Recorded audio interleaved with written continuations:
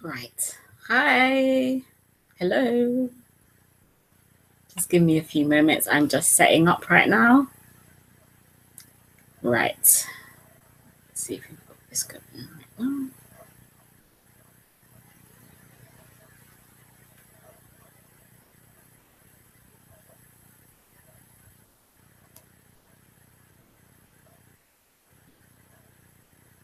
It's frozen.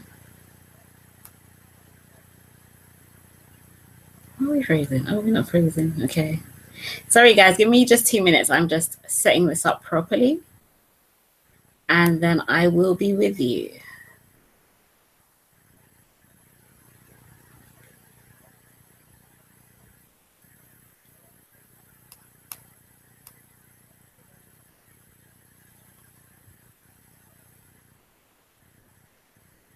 So as usual, I'm having issues finding the page. Hi, everybody. Now I can see people are online. Hi. Aha.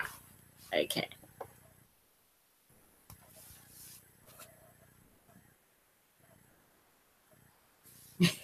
Hi. Okay, finally on the right place. Hello, Winita. Hi. Hello, everybody.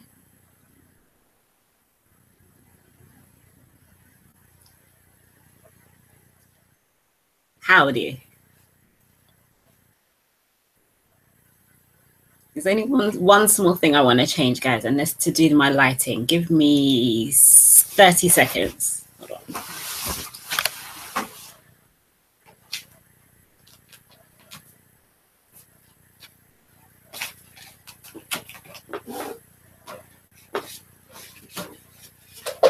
Come on.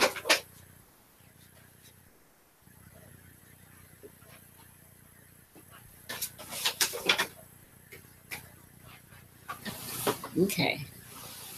I'm hoping that that's better. I hope so. Yes, technology is wonderful when it works. Hello. Whew. Hi, everybody. So today I have done a really impromptu live stream. And part of the reason for that is I just felt like doing a live stream. So what I really meant to say was I have an agenda for today's live stream, which if you see the title, you'll know what it is. Hey. So I've entitled this briefly, Back to School and Fall/Autumn Hair Care, Your Questions Answered. Hi. And so I just wanted to start off just by making a couple of points. Here in the UK, it's basically back to school week this week. And if not this week, then next week. And yeah, I know that in most places in the United States, it's already been back to school season for a week or two now. So, and also it's the end of August, well, early September, shall we say. People are thinking about autumn or fall, as you guys call it overseas. And so, yeah, I just figured it would be a good idea to have a couple of points, just pointers as to what to do when the season changes. And hi, Winita. Thank you, Alani. And yeah, I just thought it would be good to have a couple of points to kind of just emphasize on what you do when the season changes, especially when it goes from really warm weather to a bit more colder weather. So I'm going to give you guys my points first, and then after I do my points, then I'm going to address the questions, if that's okay with you. So what should you do when it gets to fall or autumn, when the seasons start to change, when it gets from warmer weather to colder weather? So point number one, I've put down, it's not going to be a popular one, but I'm going to hit you hard with this one: trim. So summer is great, but it can really take a lot out of your hair. And with all of the summer styling that you may have been doing, and also a lot of sun, it's important to trim those ends and keep the ends of your hair trimmed and nice. so that going into the colder seasons, your hair will be prepped and ready. So yeah, that's point number 1. Number 2, by the way, I have 5 of these, guys. So all right, number 2 or 5, you need to up your deep conditioning. So as the weather starts to get colder, of course, autumn, depending on which part of the world you're in, it can get quite breezy. And so, yeah, and then the real cold starts to come in. So your hair is going to your natural hair is going to need a lot of moisture. So upping your deep conditioning is important, very important. Number 3, in general, kind of applies to number 2 as well, but you need to up your moisture as well, in terms of you may want to switch to heavier products during the winter season or more windy season, because of course the elements can really take the moisture out of your hair.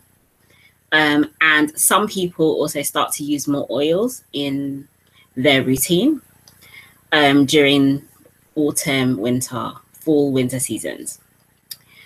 So yeah, overall, basically point 2 and 3 cover basically making sure that your hair just remains moisturized, but you really have to up and intensify your moisturization during autumn, fall, going into winter. Number 4, protective styling. Now, protective styling can be anything that you personally choose. For me, if I were to protective style, I really don't protective style very often, to be honest. But if I were to protective style, it would most likely be putting my hair in something like twists or mini twists, because they just work really well for me. But some people prefer braids, some people prefer twists, like kinky twists. Some people prefer basically extensions in the hair, or they prefer to start wearing wigs during the colder months. It's completely up to you, but it does help to protective style, of course, because it helps to retain moisture during the colder months as well. That's point number 4. And point number 5, something was just not directly hair care related, but being aware of your clothes. So during autumn and winter, fall and winter, you start wearing a lot more scarves, hats, that kind of thing. Just be aware of the materials that they have, that they're made of.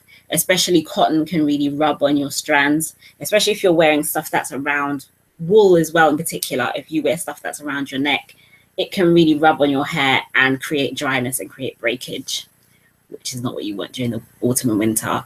So if possible, you can line your hats. If you have a woolen hat, you can line it with silk or satin. You can have something that's silk or satin that lays around your neck in between your hair and your scarf. There are many ways that you can basically help to make sure that there's a barrier between your hair and wool or cotton materials. You don't want those things to kind of suck out the moisture out of your hair. And yeah, you just want to basically make sure that your hair remains as moisturized as possible, but particularly in the winter months. So those are my 5 tips. Number 1, I'm just going to recap them again. Number 1, trim your hair. Number 2, deep condition or up your deep conditioning. Number 3, upping your moisture using heavier products, including oils.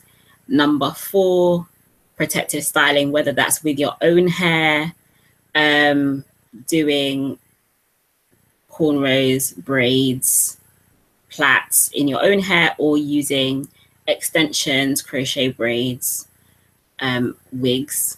And number 5, be aware of your clothes and protect your hair with silk or satin where possible.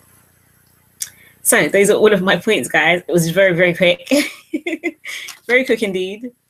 But yeah, if you guys do have any questions about any hair care questions that you'd like to raise, anything related to back to school season, anything related to fall, all the points that I've made, let me know. I'm just gonna quickly scroll through the comments here. Jennifer, you love my videos. Thank you. Wanna be 41. Technology is wonderful when it works. Yep, definitely. Thank you, Alani. I love your hair. Thank you. Hello, Benita. Hi. Again. Baby T Valentine, love your hair. Okay, thank you. Thank you, guys. So I'm here just chilling out. Oh, I just remembered while you guys are here, I have something to show you. So I'm not sure if you can see that on camera. I'm hoping that that's clear. Can you see? This is my mug. I got this mug earlier on this year. I don't know. I'm going to bring it in a bit closer to the camera so you can kind of see it. It says feeling frobulous. Of course, it's a play on words from feeling fabulous to feeling frobulous. Yeah, and this is my mug. I ordered it online. I don't know, like I really love this mug. If you would like to know where I got this mug from, I'm actually going to leave the link below in the description box at the end of the live stream, so you can go and check it out. Yes. Okay. Question.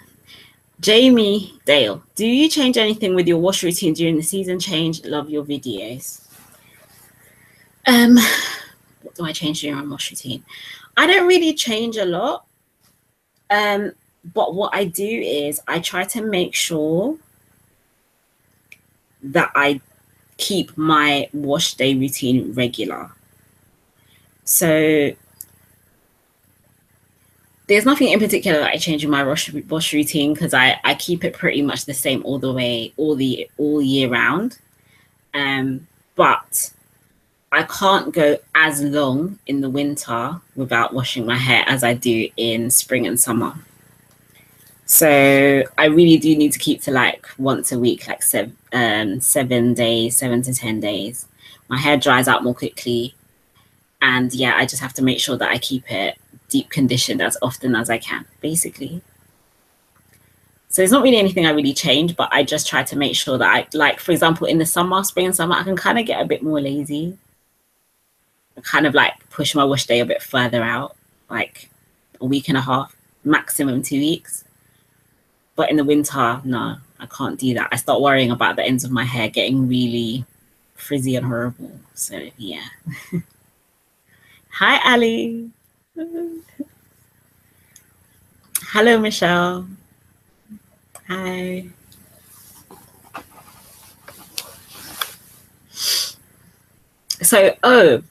So yeah, I didn't exactly tell you properly about the mug. I know I kind of sheepishly showed it to you. So this is my mug, guys. I'm very coy about these things from time to time, but I have to tell you, this mug is actually mine. It's a play on words. Instead of saying feeling fabulous, it says feeling frobulous. This is my design. I wanted it to be just a statement, just to say, yeah, just loving my hair, embracing my fro, feeling great, feeling frobulous, feeling fabulous, basically. It's actually my mug, like it's my design. And you can get it on my blog. So yes, I'm going to send you, and I'm going to put a link below so you can see where you can find more of my merchandise. I'm slowly moving into some merch. So yes, I feel a bit weird saying it. It's like, it's a weird feeling, but I hope you like it. If you're interested, I'll leave a link below to that. So yeah. And I'm just going to give you guys a close up again so you can see.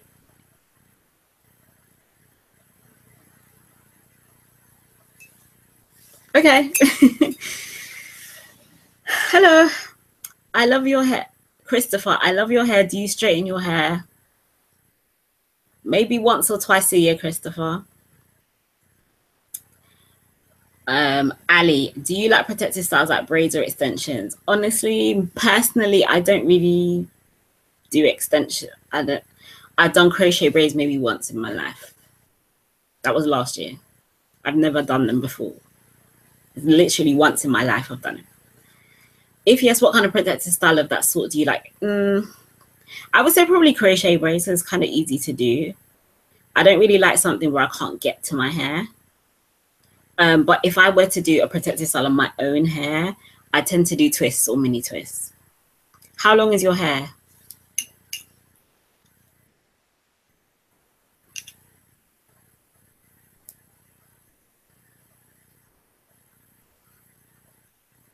That's how long my hair is right now.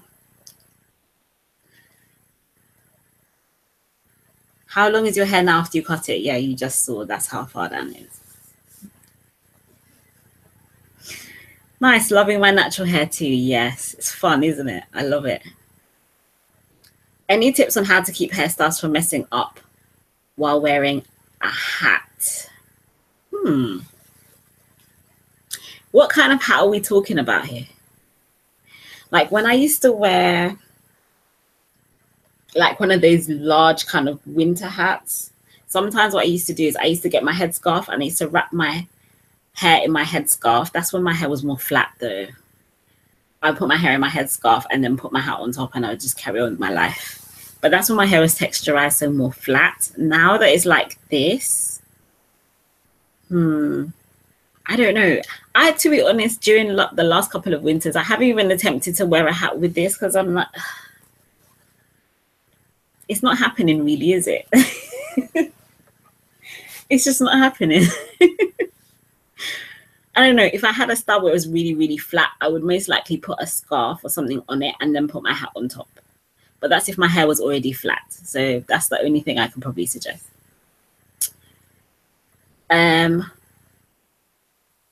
But for a couple of winters, what I have thought about is having my hair up in a puff. But have you seen, you know, those, how do I describe it? It's like a headband, but it's made of wool of some kind. But they go all around your head. But they're quite thick like this. Like they can cover your ears and stuff and everything. They look really wintry and cute. But I've been considering, like, where can I buy something like that? Even if I have to put some satin or something on the inside of it. But I just feel like when your hair's up in a puff, it can just keep your ears warm and just keep the front of your head warm. Like, I think that would be cute instead of a hat. But yeah. How often should you cut your split ends? They recommend maybe every 3 to 4 months just to give your hair a little trim. A trim, not a cut, a trim. Yeah. That's what they say, every 3 to 4 months. So basically once a season. So once in spring, once in summer, once in autumn, once in winter.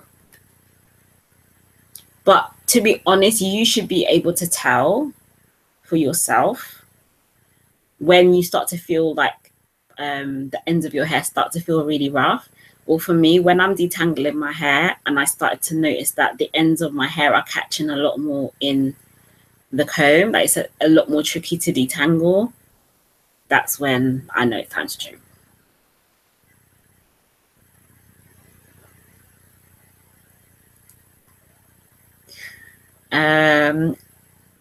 What are you laughing at, Ali? I don't know what she's laughing at, but something's funny. Okay. Hi, Carol, Barbados. Oh my gosh. I need some sun, Carol. I need some sun. I need to feel the Caribbean sun on my skin. Like, London has been all right this summer, but we really haven't had a summer like that.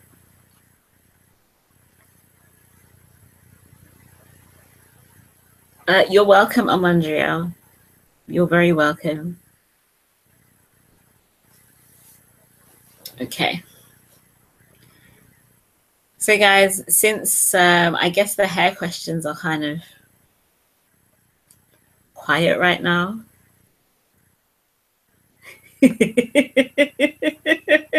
Yeah, so you guys can just ask me any questions. I'm literally just reading the chat now. If you have any questions, I'm happy to just hang with you guys and chat for a while. Carol, come girl, is hot as what right now? Yeah, man. I'm coming, man.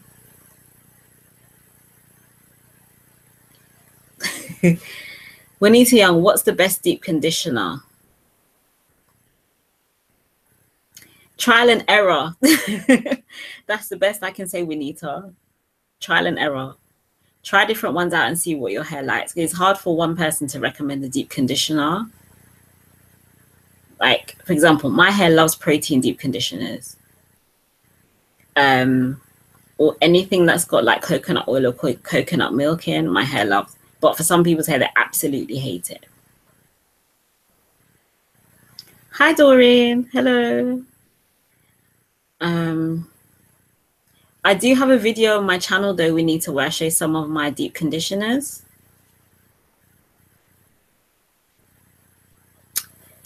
There's one deep conditioner, though, that I do want to give a bit of a shout out to you right now, which I was given about a year ago, and I literally only just got around to trying the other day. 1 second.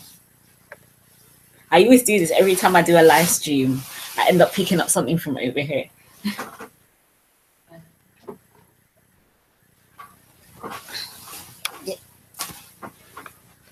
It's this one right here.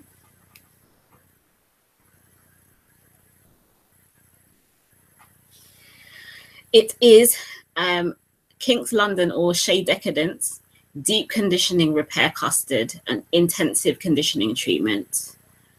It's an intensive conditioning treatment for dry, damaged, and color-treated hair with strengthening sulfur and blue lupine seed extract. Okay. Now, this kind of sort of looks like a really small, like, tub, but I'm telling you, it really does go a long way. It smells like, you know what it smells like? It smells like, I don't know if any of you guys use the Body Shop body butters.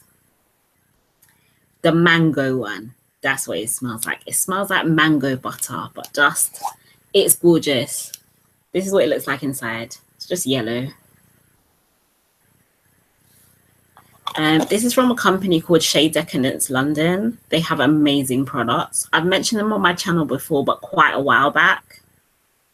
But yeah, it kind of looks quite small, like that wouldn't do for my whole head, but it literally, I have a good amount of it. This is how much I've got left. And I used it to deep condition my whole head the last time I washed my hair. It was amazing. I literally stood there and I was using it on my head and I thought to myself, hold on. Is this a moisturizer or is it a deep conditioner? Because I felt like my hair was being moisturized. And then I read the pack again. I mean, no, it does say intensive conditioning treatment. It is a deep conditioning repair custard. It's amazing.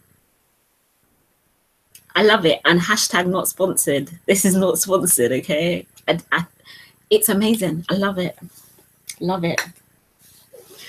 And yeah, when the stream is over, I'm going to put the link in the description below as well to this so that you guys can check it out.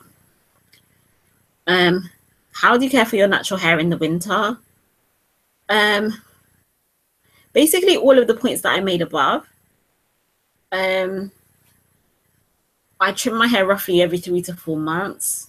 I make sure I deep condition as often as possible.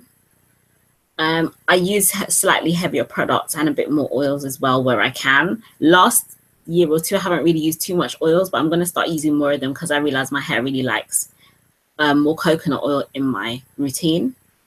Not overdoing it, but more of it, especially when I style my hair. I don't really protective style during the winter. I actually still leave my hair like this during the winter. And I know it seems a bit crazy to some people, but hair's fine.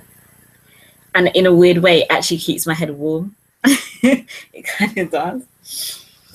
And yeah, I don't really wear like woolen scarves, but I have other scarves that I wear around, which are made of different material, and it doesn't really affect my hair like that. But probably the number one thing I do during the winter is just deep condition as often as possible. Make sure I continue to spray my hair with water every day, and I just carry on. Basically, that's what I do in the winter. Okay. Hello. Have you ever used hair milks? Only one. I think it was the Shea Moisture Coconut and Hibiscus Curling Style Milk. I tried it. It worked okay. It worked okay in my hair. I still personally prefer Curl Enhancing Smoothie or something that has a thicker texture. But milks do okay with my hair too. My ends are always tangled. I trim, moisturize, all that I know I should do. Really like the live stream. Hi.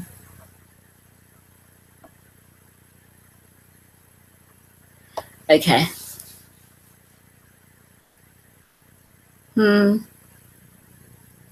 It depends.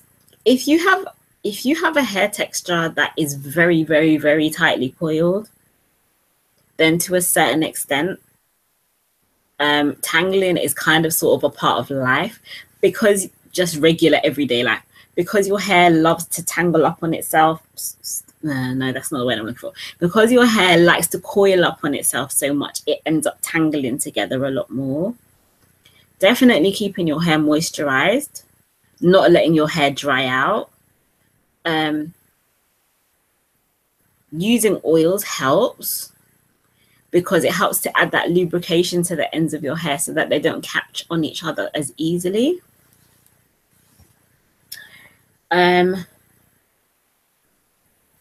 Yeah, possibly keeping your hair stretched would help. It's difficult for me to really say unless I know a bit more about your hair, like texture and stuff. It's a possibility that your hair may not like some products you're using. Maybe. You'd have to maybe give a few more details about what you use in your hair, please, if you don't mind. Because I know, for example, going back to porosity, which is what we were talking about a while back. Porosity, if your hair is low porosity and you use a lot of protein, your hair will get a lot more dry. And when it gets more dry, it gets more tangled. So that could be possible. Maybe slightly change your products, maybe lower the amount of protein in your products if you are using protein in your products, and see how it goes from there. Okay, Carol, I've realized now that I can no longer wear my hair curly for a long time as I get loads of single strand knots. So I now wear my hair stretched a lot, which prevents the knots. Any suggestions for wearing hair curly?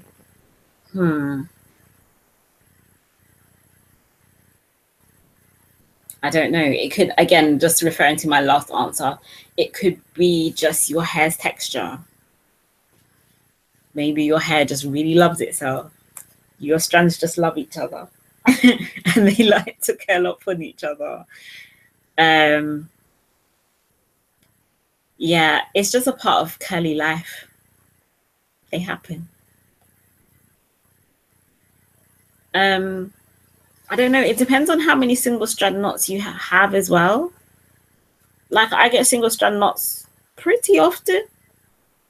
They're there, but I just don't stress about them.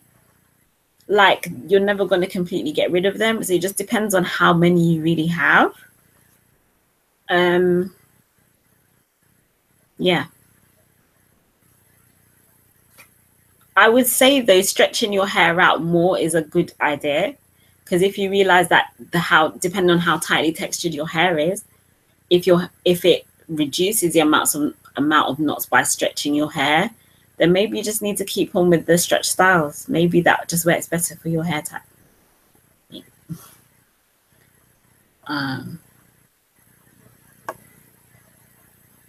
I've heard naturals talking about aloe vera juice. What's the purpose for it? Does it actually work? I'm asking a lot of questions. It's okay. It's all right. No, I like questions. This is good. Aloe vera juice, don't quote me on this, but aloe vera juice is supposed to have a very good pH for the hair. pH is to do with how acid, alkaline, or neutral something is. Yeah, so aloe vera juice is supposed to be good for moisture for your hair. And because the pH is not too far off, not too high and not too low, it's actually supposed to have a really good moisturizing effect on the hair. I know a lot of people swear by aloe vera juice. And also, aloe vera is a plant that has a lot of really good nutrients in it as well, not just for this, not just for the hair, but for your body, for your skin. It's very moisturizing. I don't know everything about aloe vera juice, but I know that aloe vera plant overall is very, very good. It has anti-inflammatory and healing properties, I believe. So yeah. Okay. If I wear wash and goes back to back, I get loads. Yeah, me too. Sometimes I switch it up slightly. But yeah, if I do a lot of like wash and go styles. One suggestion though, Carol, when you do wash and go styles, how do you do them? Like, do you just rake the product through your hair? Do you like coil the ends? What do you do? I'm just curious to know, like, because it kind of applies to what I want to say next. Let me know. Okay. Have you ever used rice water in your hair? No, never used rice water in my hair. Never used it. I know some people do. I've never watched any videos in it, so I don't really know that much about it. Sorry, excuse me a second. I need to get water.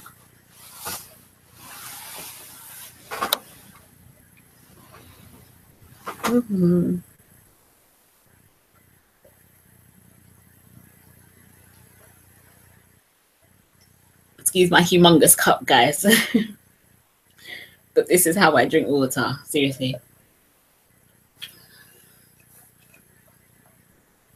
You can make your own aloe vera juice. True. Oh, you know he's got good, at least one good video in aloe vera. It's Natural 85. What was it that she was doing with her aloe vera plants? I think she had a video where she actually used an aloe vera plant. And she cut it and then she used it, I think, as a pre-poo. When I'm done with the live stream, I'm going to search for the video and then I'm going to insert it in this description box below as well.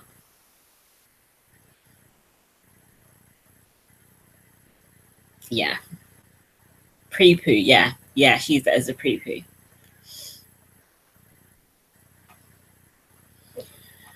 When my hair was short, I used to use a shingle wear. Now it's a bit longer. I rake the products and shake my hair.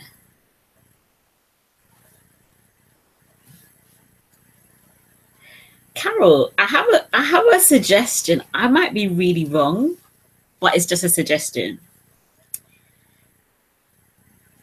When your hair was shorter and you used to use the shingle method, did you still get the single strand knots?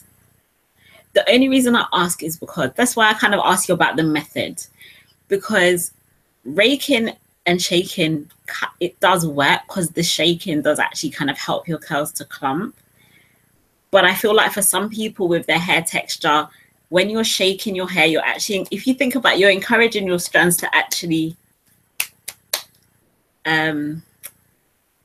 you're trying to get them to clump, but also it may be that they're actually causing them to really stick together a lot more and cause more tangles. Whereas shingling may actually prevent that from happening, because when you're shingling, you're actually flattening the hair's cuticle as you're shingling down your hair.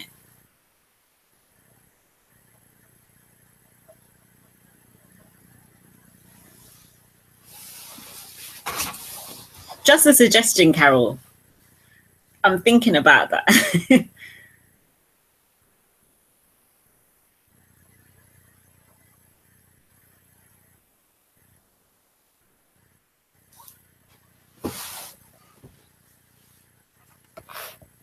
Carol, wow, light bulb moment. I'm just saying, maybe that might be part of it. Because the shaking, you know, like I'm thinking that when you shake, you're right, I used to get less knots when it was shorter. Yeah. Because I know part of the reason I say that is because I notice when I do like a kind of more of a wash and go style, if I do it where I kind of coil the ends a bit more, it's not so like the ends are more defined, but also my hair sits more in a coil. Whereas if I just rake the product through my hair, it does get frizzy more quickly, but also in some cases it's more likely to actually get more tangled towards the ends.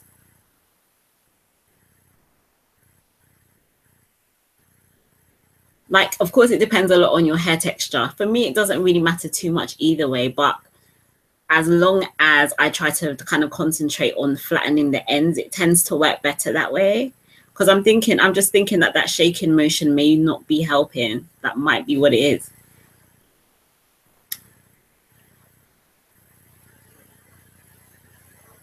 What's this about me being Arabic? Not Arabic at all. Not Arabic. How my mother can grow her bald spot back. Do you have some tips? I haven't had any personal experience of this, but a lot of people talk about Jamaican black castor oil. And also, guys, just a heads up, be very aware of where you're buying your Jamaican black castor oil from, because there are some people who are labeling stuff as Jamaican black castor oil, but it's not from Jamaica. I'm just saying. On the back of the label, you need to read and make sure you know where it's coming from. Because real Jamaican black castor oil is sourced from Jamaican products, from Jamaica itself. And unfortunately, Jamaican black castor oil has become so popular that people tend to put the word Jamaican on their black castor oil, and it's not Jamaican. So I'm just letting you be aware.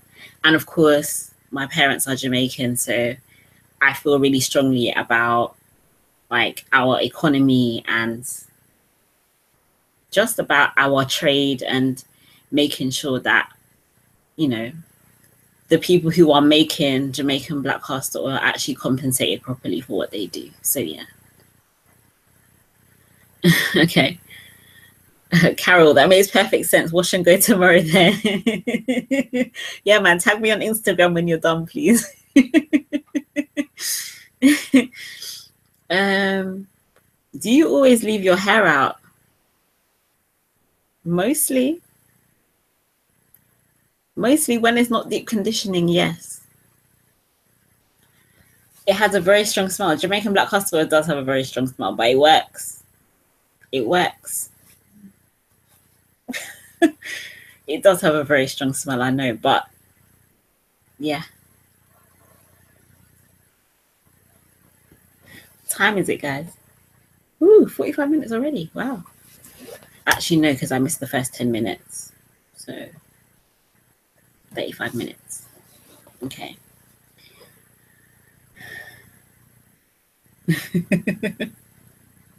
I love it. Yeah.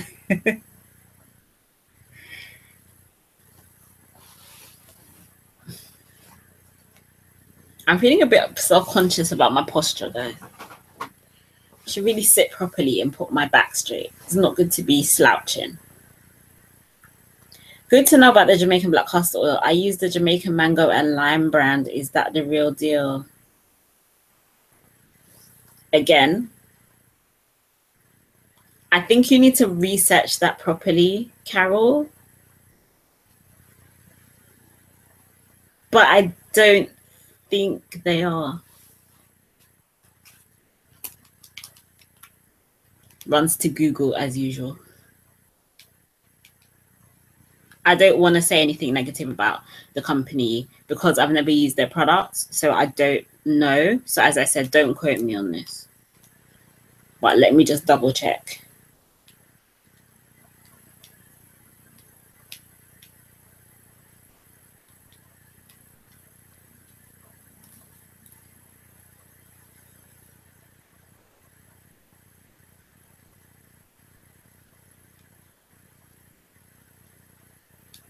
Okay. Well, from my understanding, Jamaican Jamaican mango and lime is a trademark name of a company.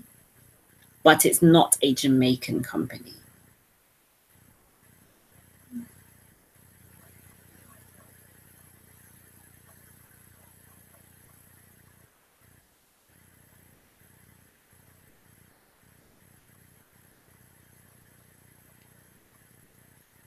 Yeah.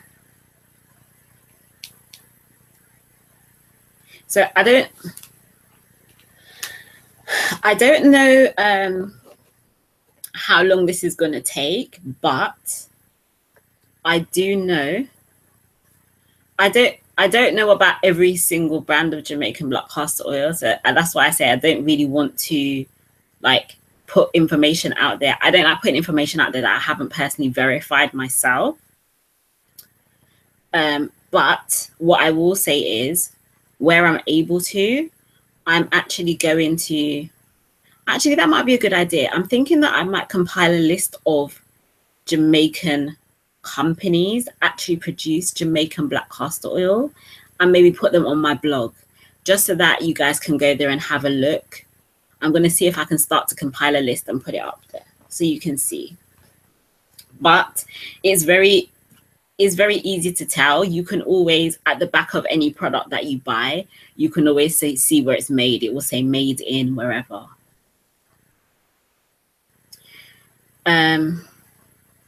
Yeah, I don't know if it's sourced from JA. I don't know,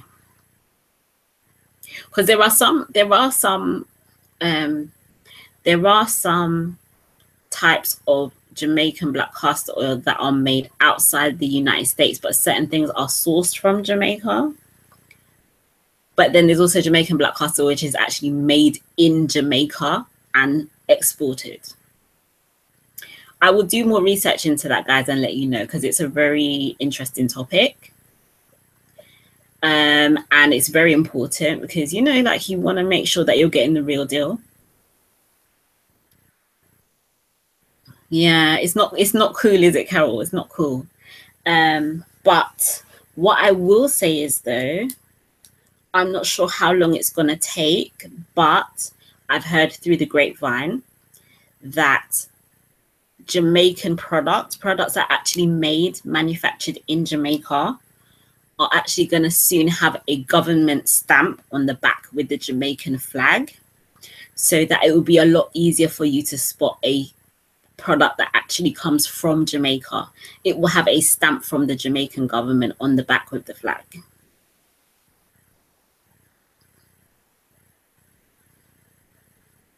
Okay. Yeah, it's just, yeah, I agree with you, Carol. It's just, if you think about it, this is people's livelihood, and it's very hard to avoid, in a way, living in a Western country, because literally everything that you have, if you think about it, has been manufactured with something from a so-called developing country.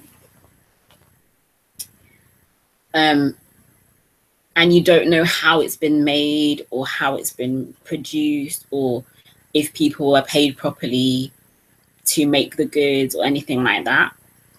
But where we can make a difference, I think it's important to do it. And yeah, I'm very passionate about the economy of my parents' home country. And Jamaican black castor is a massive business. And if it really is Jamaican, then it really should, the benefits of that should really go to Jamaica, you know? Anyway, that's that. What can I use to substitute coconut oils? There's a lot of other oils that you can try. Let's see. Grapeseed oil, jojoba oil. What other kind of oils? I'm trying to think. They've escaped my brain all of a sudden. Yeah. Just research online. You can literally go to Google and go substitute for coconut oil or natural oils for hair. There are a lot of articles online that will give you a lot of substitutes. There really are a lot. I know people rave about coconut oil, and I kind of sort of do sometimes, because yeah, my hair loves it. But at the same time, I don't really rave, but I do like it. But For some people, you know, coconut oil is just not their thing. But the closest to has natural sebum, I believe, is jojoba oil. I believe.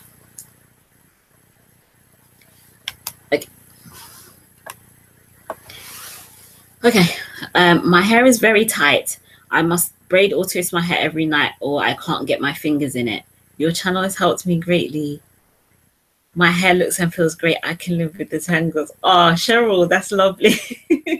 I love hearing that stuff. Thank you for the feedback. I appreciate that, Cheryl.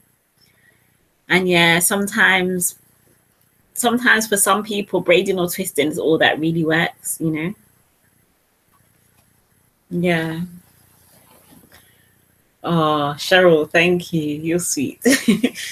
Okay. Dorothy, I know an essential oil of rosemary mixed. Whoops. I know an essential oil of rosemary mixed in a carrier oil, such as coconut oil, thickens hair and causes it to grow. Great for the real Jamaican hair products. Okay. Carol, if you were marooned in the Blue Mountains and could only have one natural hair product, what would it be?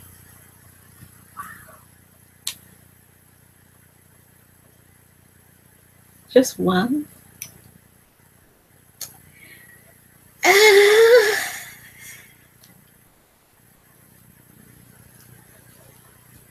can't answer. I find that so hard to answer because I can't just use one.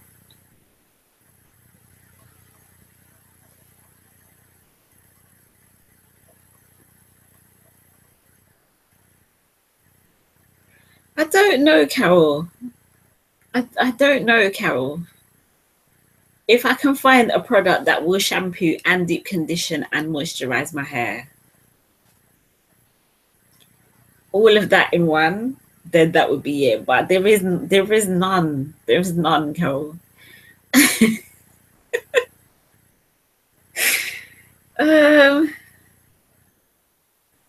Hi, Jay-Z. No, I don't know.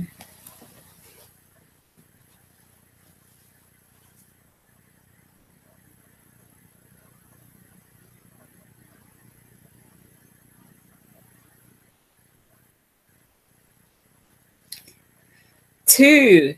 Oh, you can even move two now.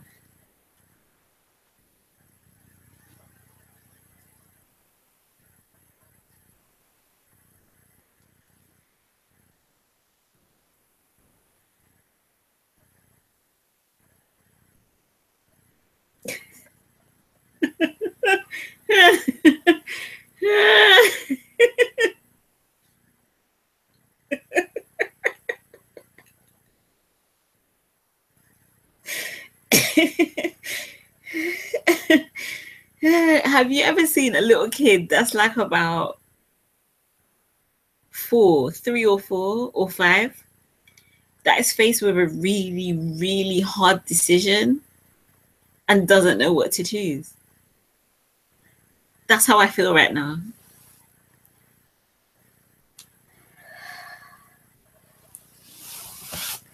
I don't know, Carol. I don't know. I need something to wash my hair and make sure it's really clean.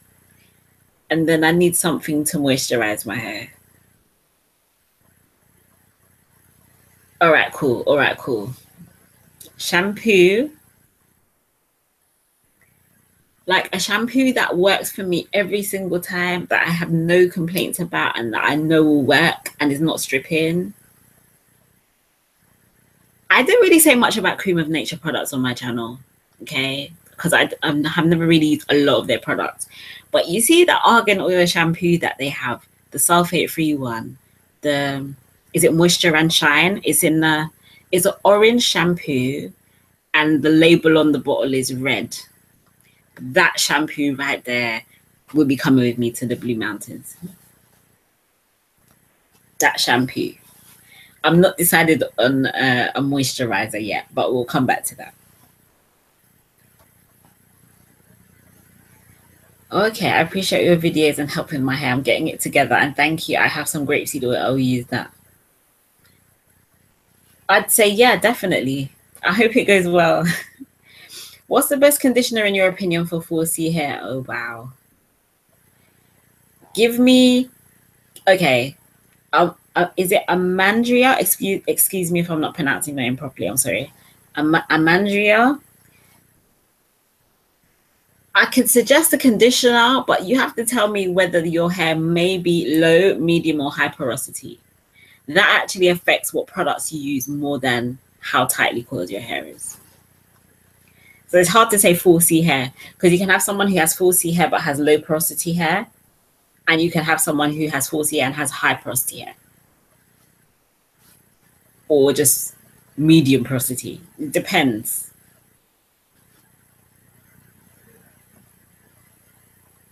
Carol, cream of nature products are the truth. I should probably use more of them, no? Maybe I should. Okay. Baby tea Valentine. What products do you use for your wash and go? It all depends. Depends on how I feel that week. Depends on what look I'm going for. Like, do I want it to be like more fluffy? Do I want it to be more defined?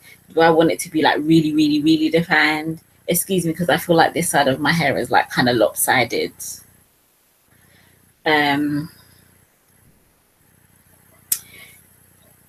Mostly for some type of wash and go though, I use a leave-in conditioner, a really nice moisturizing leave-in conditioner, and some kind of curling custard or curling cream, basically.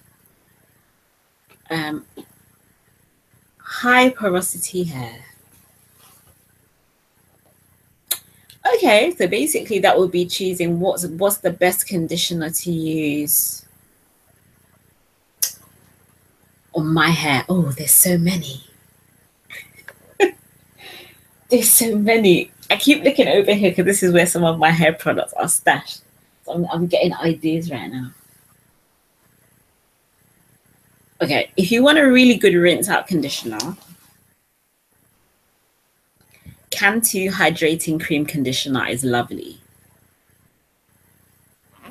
And if you can keep a secret, like it is technically a rinse out conditioner, but I actually deep condition with that conditioner, and it's actually great. And it's not expensive.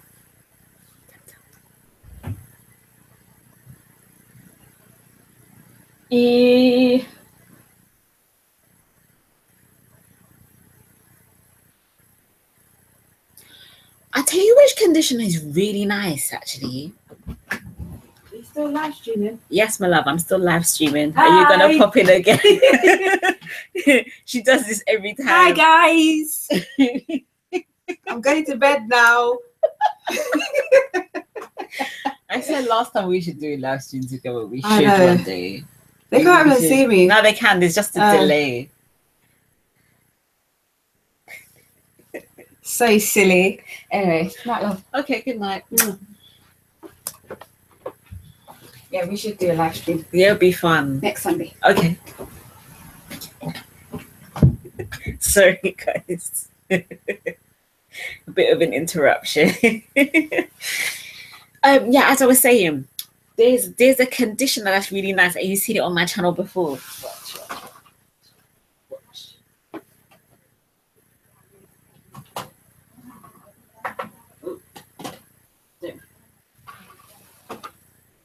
This one, the Grow Healthy Shea and Coconut Moisture Rich Conditioner. This stuff is nice, and I believe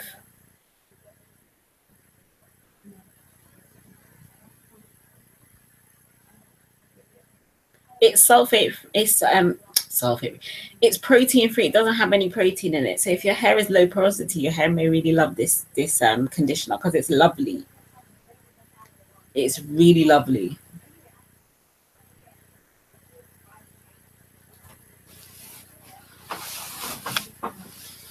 But there's quite a few out there that are really good, to be honest. It's hard to choose one. It's really hard to choose one. Hi.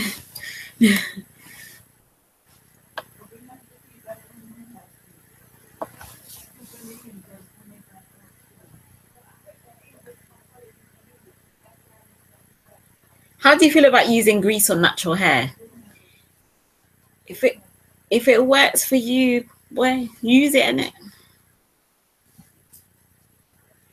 I personally wouldn't use grease just because my experience of grease is always, it would just get on like my forehead, like my cheek area. I would get breakouts from it.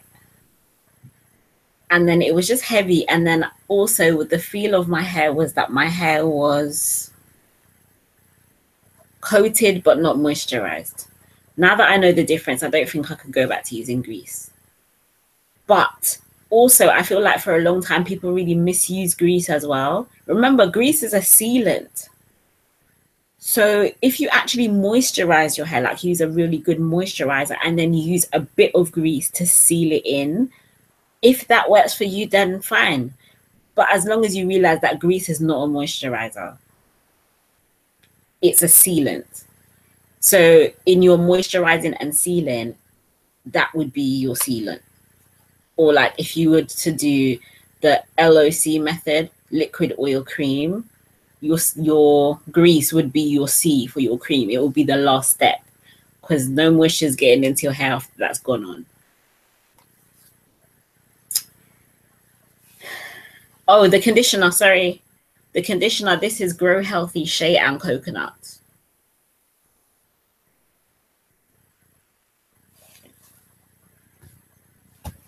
But if it would, but I mean, yeah.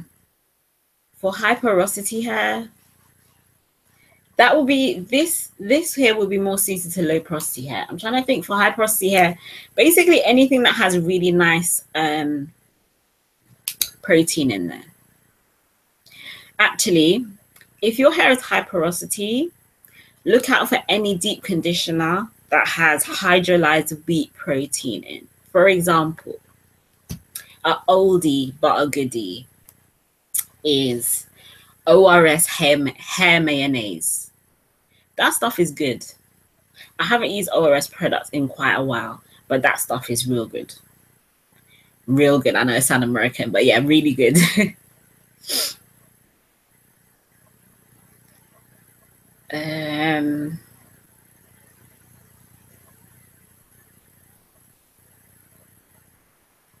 Okay.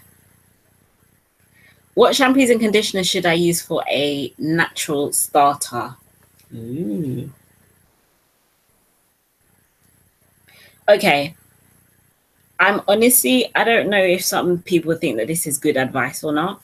Sorry, I have to plug in my laptop. It's getting a bit low. I don't know if some people think this is good advice or not. But don't automatically run for the most expensive product ranges. Because what if you try something that's more pricey and it really doesn't work for your hair? Then you will have completely wasted your money. I do believe in getting good products, but I also believe in saving money. It's hard to recommend one product range, but what I would say is try to learn the most about your hair and what your hair does if you can. Both your texture, curl pattern, and porosity. And where possible, find someone online who has a similar hair to yours in terms of texture, pattern, and porosity, and see what they use. And then just buy like the small packs first, or if they have a starter pack, use those first, or try samples first, if you can, of different products, and see what your hair responds well to. And then when you've done that, if you find something along the way that you like, then buy it in a bigger container. Welcome.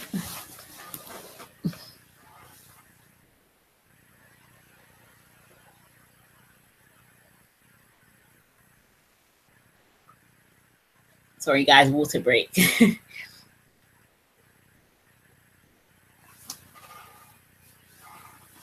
I always get really thirsty in the evenings. So yeah, you'll see I always start guzzling water about this time of the evening. By the way, guys, what time is it where you are? It's 9 minutes past 1 in the morning in London.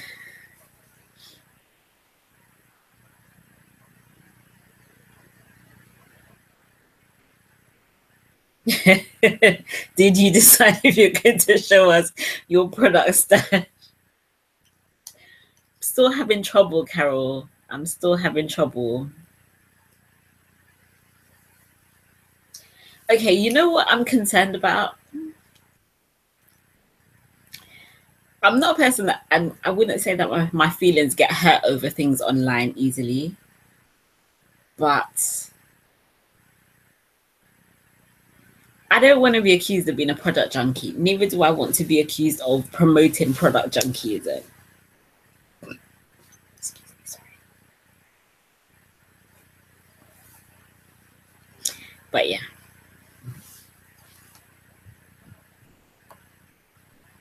So I'm still undecided, Carol. I don't know. And also, people say water is not good for your hair, but you do it anyway every morning. Do I continue? Okay.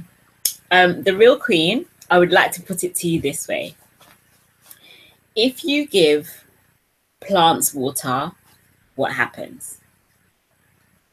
If you drink water, what happens? What in general does water do to any living thing? Does it damage it or does it give it life?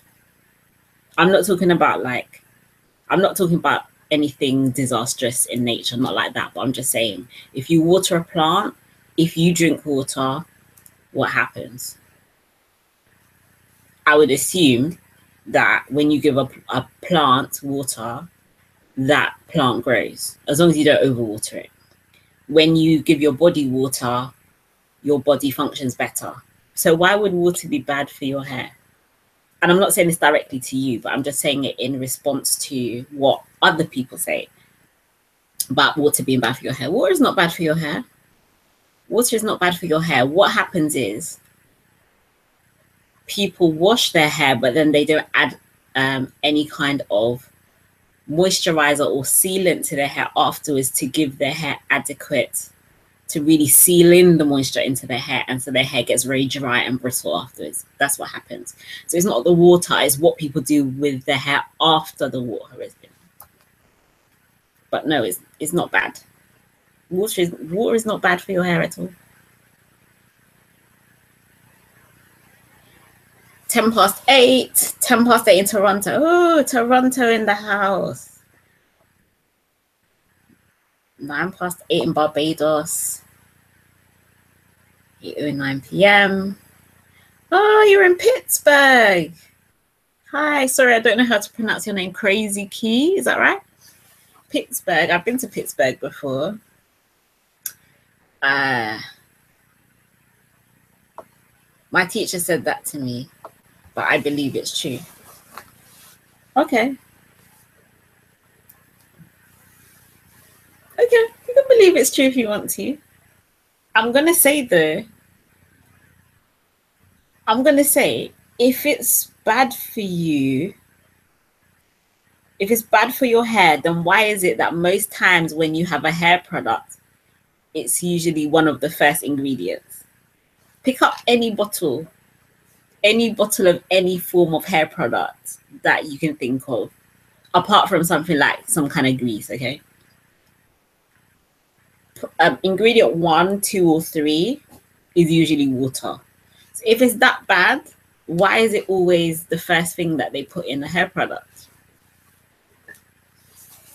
And also the way that ingredients go in hair products, whatever they list first is the thing that has the largest proportion in the product. The things that they list at the end are in small quantities. So if it's near the top, it means that there's a lot of it in your product. And if it's near the bottom, it means there's only a tiny bit of it in your product, or a small amount. So if water is 1, 2, or 3, it means there's a lot of water in your product. So why would you use something on your hair that has the first ingredient as water if it's bad for your hair?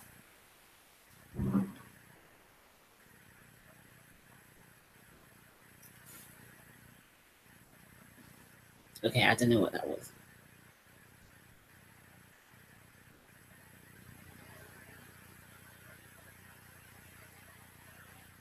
How do you know if your hair loves water? If you use water on your hair and your hair responds positively to it, then your hair loves water. Basically. Connecticut, yay! I spent 2 months in Connecticut on a summer camp in the middle of nowhere. But that's another topic for another time. It was a summer camp. It was very interesting. I was a camp counselor. It was crazy. Okay, I mix water and castor oil and spritz my hair every night. That's a nice combination, actually. 813 in St. Lucia. Wow, St. Lucia. I've never been, but I've heard it's beautiful there.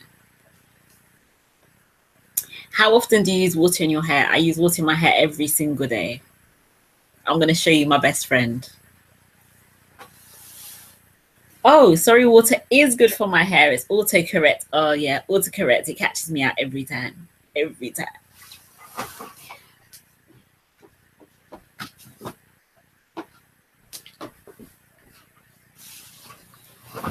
My best friend is my spray bottle. I use this every day. Okay, when I may forget on your day, but basically I use it every day. What products are you planning to try in the future? Carol, you love our products, innit?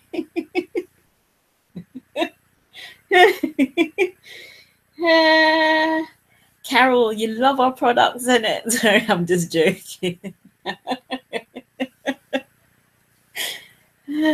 Carol, you're so funny.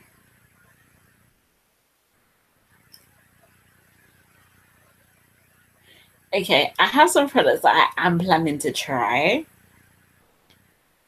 I don't know when exactly, but since it's getting a bit colder, I'm planning on giving them a try and seeing what happens.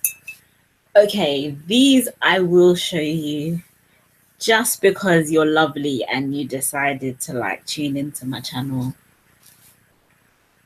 I'm gonna show them to you. I might regret this, but okay.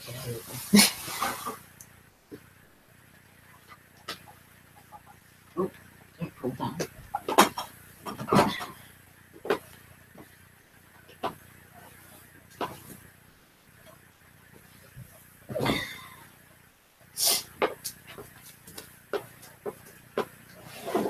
Oh, snap.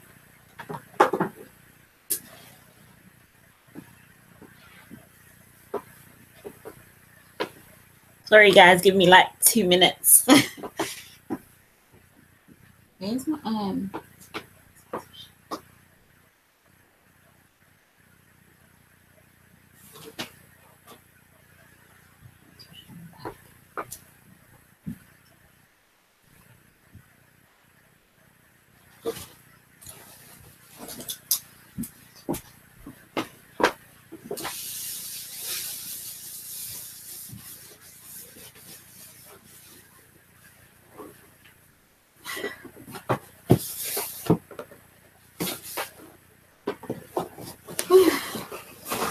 just for you, Carol, only for you, and for the lovely people watching. Okay, I have this box. I don't know if I love unboxings like that. I do them sometimes on my Snapchat, but yeah. So you can see this box here.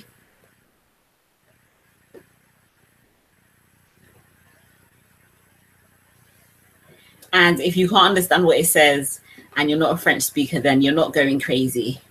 It says, mes cheveux, mes racines, ma force, which translated means my hair, my roots, my strength. Okay. This is a box from a company called Activilong Paris. And It's a company started by a Black woman. I believe she's from Guadeloupe. She's from the French Caribbean. I believe it's Guadeloupe, but I'm not completely sure. But yeah, I think that's where she's from. And the lovely folks there sent me a box of their products. Yeah, it's lovely packaging, really nice. Their branding is very strong, and they were very sweet and sent me some of their stuff. So I guess every time I do a live stream, I always end up doing some kind of unboxing of some kind. So yeah. So first of all, I got this bag.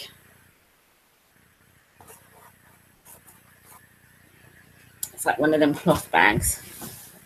So I don't know how it is where you guys are, but in the UK a couple of years ago, they brought in this 5p bag charge. So basically, if you want to buy something at the store or shop and you don't have a bag with you, every bag that you use is going to cost you 5p, and the 5p goes to charity. But it's meant that people are using plastic bags a lot more and using these kind of bags, plastic bags a lot less, and using these bags a lot more. This is really nice. But yes, it's a French company. It's a French-speaking company. But it was started by a Black woman from the French Caribbean. Okay, so we have, I don't even know where to begin. This box is literally full of products. Like, oh my God, can I show this to you? Oh, Jesus. Oh, dear. Can you see? I hope you can see that. I'm trying to do this without like making everything fall down. This is upside down, but yeah, anyway. So now let me make it clear. This has got castor oil in it. It's not Jamaican or Haitian black castor oil. It's not specified. It just says black castor oil. Okay. But yes, so basically this is their black castor oil range. So this is their puff cream. This is their fortifying shampoo.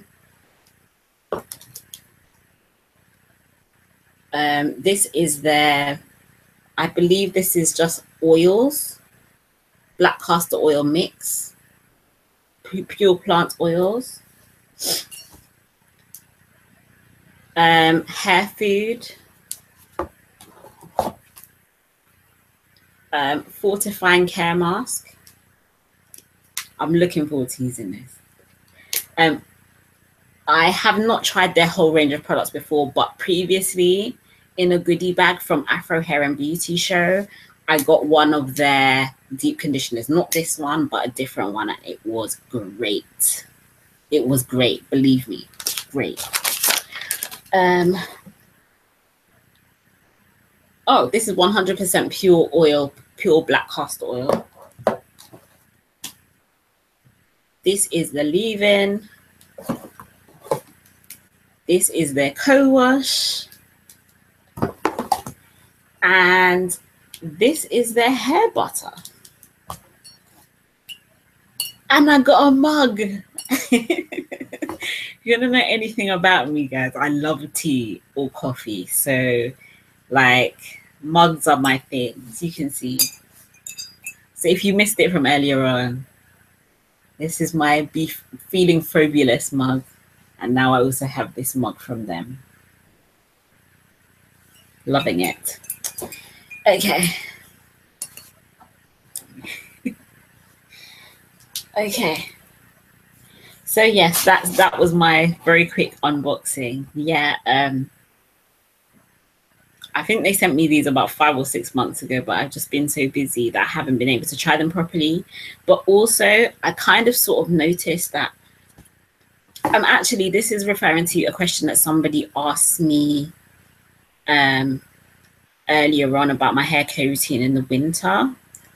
I do notice that any products with some kind of heavier oil, like black castor oil, Jamaican black castor oil type products, I tend to use them a lot more in my hair during the winter. There's something about the density of the oil that just really sits on my hair, but in a really good way, and really protects my hair from the elements. And because I tend to wear my hair out like this a lot, it's lovely.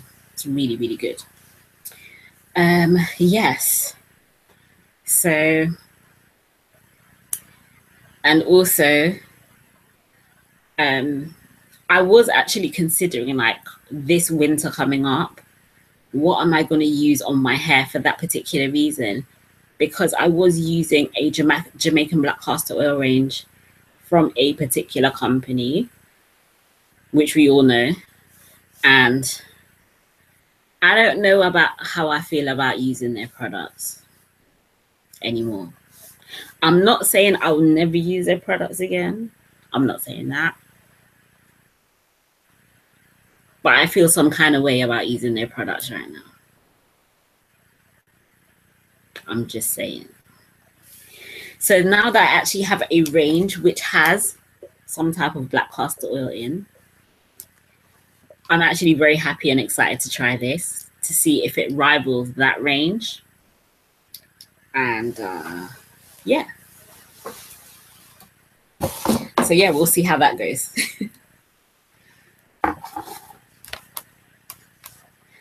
Okay. Let me go down. I'm just checking the questions.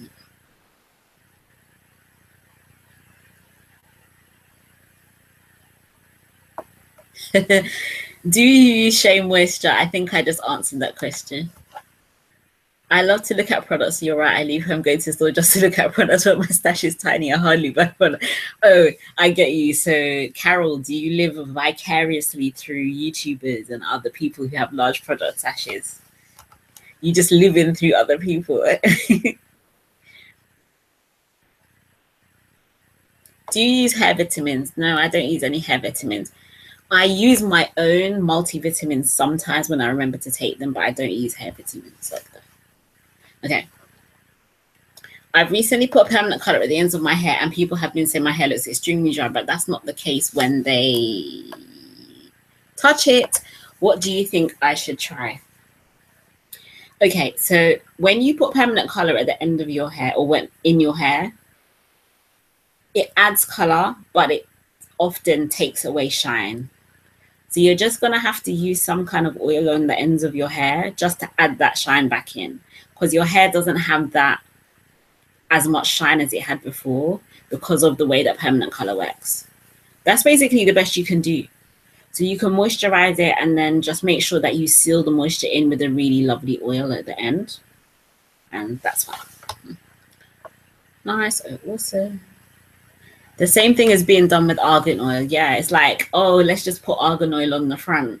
But then where the argan oil really comes from, are those people really profiting from the argan oil being promoted like this? Yeah. Yeah. Okay. Yes, that's me. Yeah, I can tell, Carol. I can tell. Yeah, Carol, you're funny. You're actually funny. Yeah, but seriously, I am really looking forward to using these products. I really am.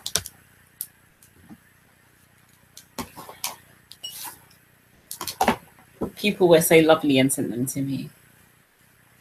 Okay, thanks a lot. Okay.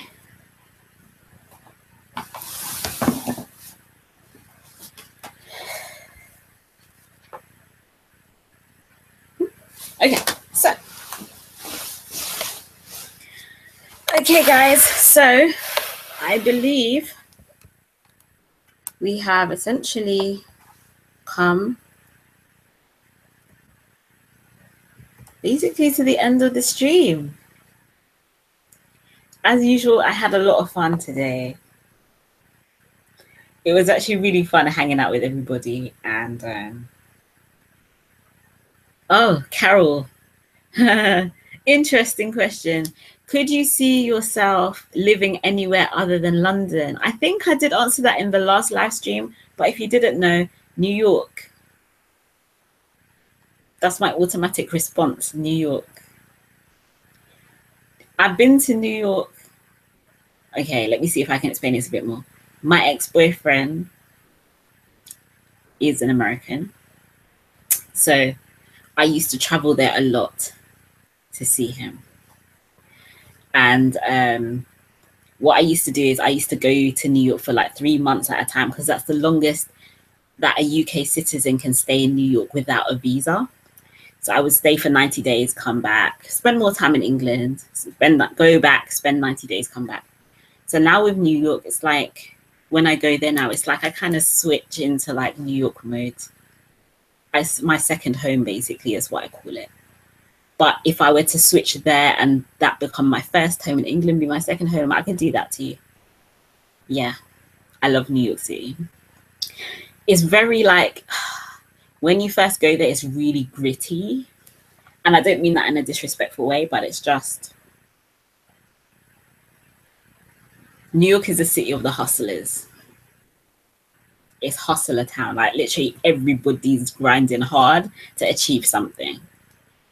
But it's also like, if you want to go somewhere and like feel motivated to get stuff done, New York is your city. They don't take any excuses. There's no, oh, but this could, or well, but that. They don't want to hear it. Get it done. Sometimes that can mean they're a bit less compassionate than they could be, which I don't like. But of course I'm generalizing. Not everybody is like that, but yeah. But yes, New York.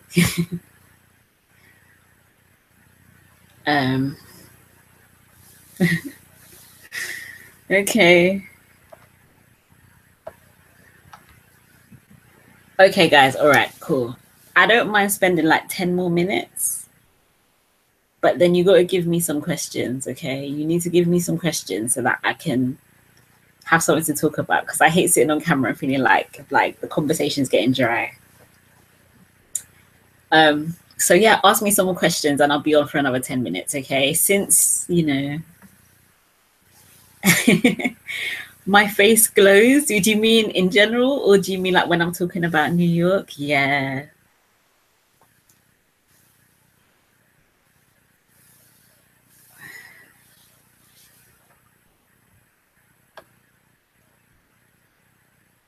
Okay. You going, Ali? Bye. See you soon.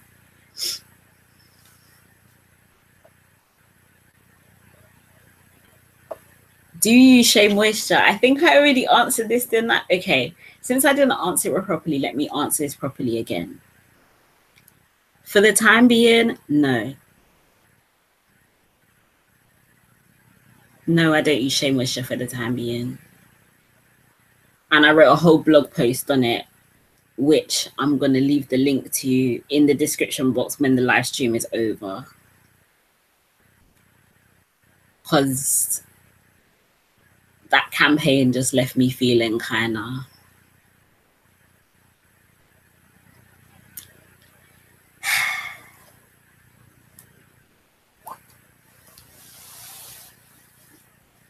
So no, I don't use Shea Moisture. As I said, I'm not saying that I will never use them again. I'm not saying that. But for the time being, I don't feel right with buying their products. I just don't. I like to be around driven people. Okay, let me see. You're welcome, Amandria. Yeah. When you feel lazy, what do you do to your hair? That's a good question. Headscarf or head wrap. Like those rare occasions that I just like, don't really want to do. I'll literally like get something put up in some kind of a like puff, get a really nice head wrap and just wrap my hair and just carry on with my life. I'm a complete makeup novice. What advice would you give to someone like me just starting out dabbling with makeup? I can only kind of give you a bit of advice as to what I personally did, which was I was absolutely clueless.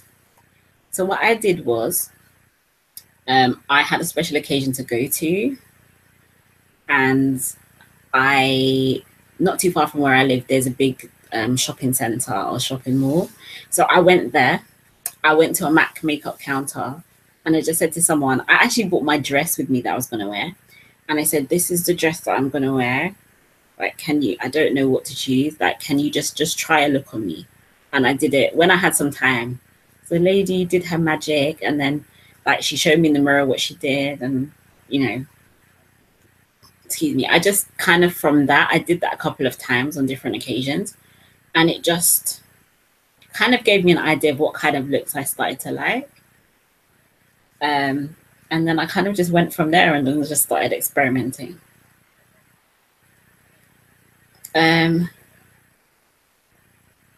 Just try some stuff at home, or one day when you've got time, just have a look at a tutorial online and see if you can replicate it at home. Like if it's just you at home and you're not going anywhere, and see how it turns out and see if you like how it looks.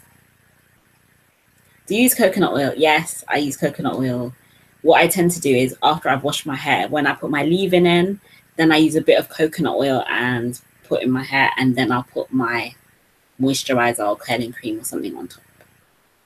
How often do you moisturize and seal your hair? Really? Only once a week. I would say the most moisturizing and sealing that I do is after my wash day when I'm styling my hair. And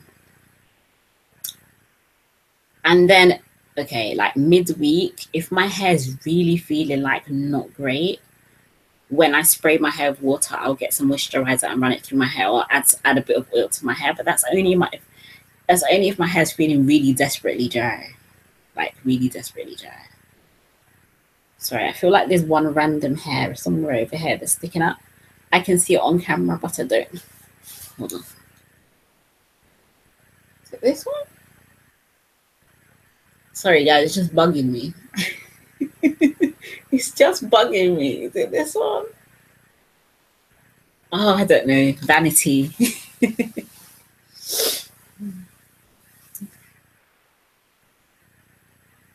Do you oil your scalp as well, and how often? I don't oil my scalp at all. I stopped. And my scalp actually coats completely fine without it.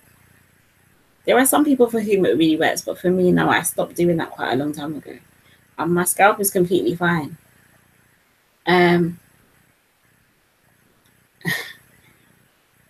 Yeah, your sister gave you the same advice. Yeah, exactly. You should do a video on how to do your edges. I have a video on how I do my edges. But as you can see, for the most part, I really don't do edges. Like if I'm doing a puff and I really want to stick my hair up, then I do it. But when my hair's like this, no. Don't do edges all the time. It's not good for your hairline to do it too much. Like it's nice sometimes you really want your hair to look really slick and stuff. It's really nice. But too often, not good for you.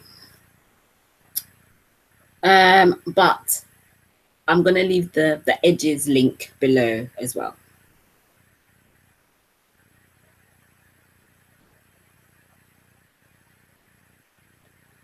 Have you used any Camille Rose products? I asked because I was gifted with the Almond J twist. I heard that the Almond J twisting butter is good. But no, I've never used any Camille Rose products. But I heard that Almond J twisting butter is big. What do you do to your hair at night? I put my bonnet on and go to sleep, and in the wake up, I just spray it with water and fluff it out and just keep going. Okay. So I think that's our 10 minutes basically done. So my lovelies,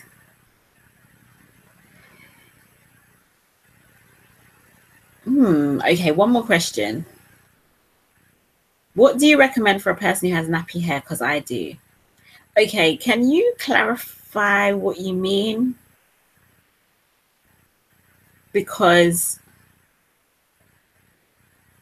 there's multiple meanings to nappy, And some people use the term nappy in a really positive way, and some people use the term nappy in a very negative way. And if you mean nappy in a bad way, like, I don't want you to talk about your hair like that.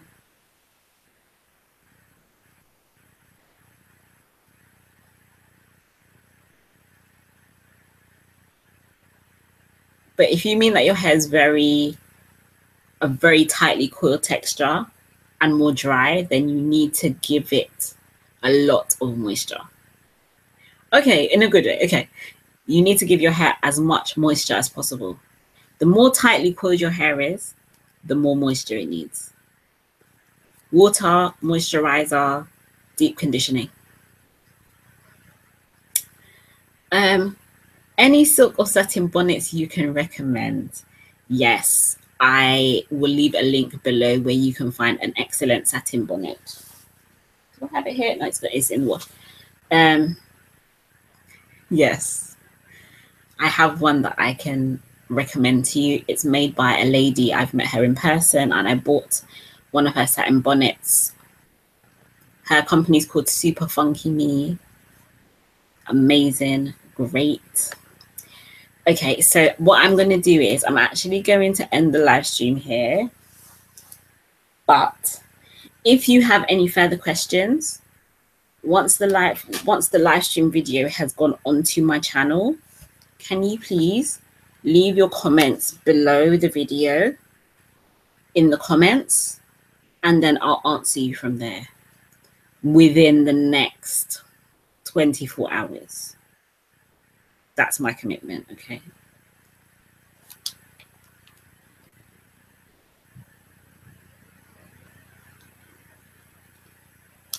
Michelle, I know what you mean, but that's my go-to product. What do you mean? Are you talking about Shea Moisture? If it's your go-to product, then use it, innit? Unless you can find a substitute that you prefer. But, you know, if it works, it works. You know, do what, you know what, like, I'm a very strong believer in do what your own conviction is. Like, even if the whole world decides not to use a brand, but that brand products work for you personally, do what works for you, seriously. It's your conscience at the end of the day. Okay. I know this is going to look weird now, but I have to actually take some snapshots of the live chat because it doesn't get saved afterwards. And I need to make sure that I don't forget to add the comments, to add the products, sorry, and videos that I said that I would at the bottom. So I need to remember to myself, like, what did everybody ask me? Otherwise, I have to go back and watch the whole video again. And then I lose track. What would I do without my phone? Yeah. Okay. Okay. So I'm just here finishing up. If you're wondering what I'm doing, I'm just literally taking very quick shots of the live chat because unfortunately YouTube doesn't save the live chat when it's done, which I learned last time. And so the things that people ask me or videos that I said that I would share underneath or whatever, like, yeah, I completely forget. And then it will take me forever to get round to it. And I don't want to make you guys wait.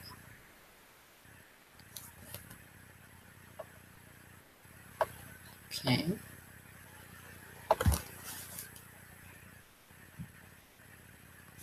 But I've got to say that it was actually so much fun chatting with you guys. And yeah, I'm going to be trying to schedule live streams more regularly. I know that this one happened kind of without a lot of warning, which is very last minute today, but I'm going to try to schedule them in more regularly on my channel just because it's really good, and especially if there are a lot of frequently asked questions that I can really answer like live for you guys. It's a lot quicker sometimes than actually writing the answers in. So yeah.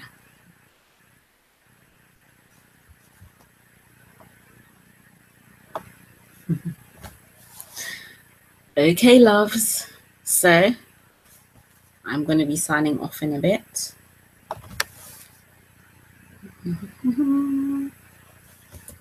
I'm just literally trying to remember and make sure. I think what I should do maybe in the meantime is actually write notes down while they happen. I think that would be better, no? rather than trying to save them by screenshots right now. It's crazy. Okay, have we gotten to the bottom? Oh, we have. Huh. Okay. Have I tried the Lotto Body products? No, I haven't. Not yet. Might try them soon, though. We'll see. Okay. Okay, Ali. Bye-bye. Have a lovely night. You have a lovely night, too. Okay, folks. So I'm going to be signing off very soon. Within, like, 20 seconds. So if there are any further questions, then please leave them in the description box below the video, and I will do my best to make sure that I write things in the description box. So check back. I'm going to try to put as many links as I can straight after the live stream, but also I'm going to make sure that somewhere within the next 24 hours, all the links and video links and stuff will be below. But in particular, please go and check out my mugs, guys. I have more designs coming soon, but I really love my Feeling Fabulous mug. I really do. And if you would go and check it out, you can order one for yourself. If you have a friend who's a naturalista or someone that loves their afro and they're also always feeling fabulous, then yeah, you can buy one for them too, as well as yourself. Okay. Good night, everybody. See you soon.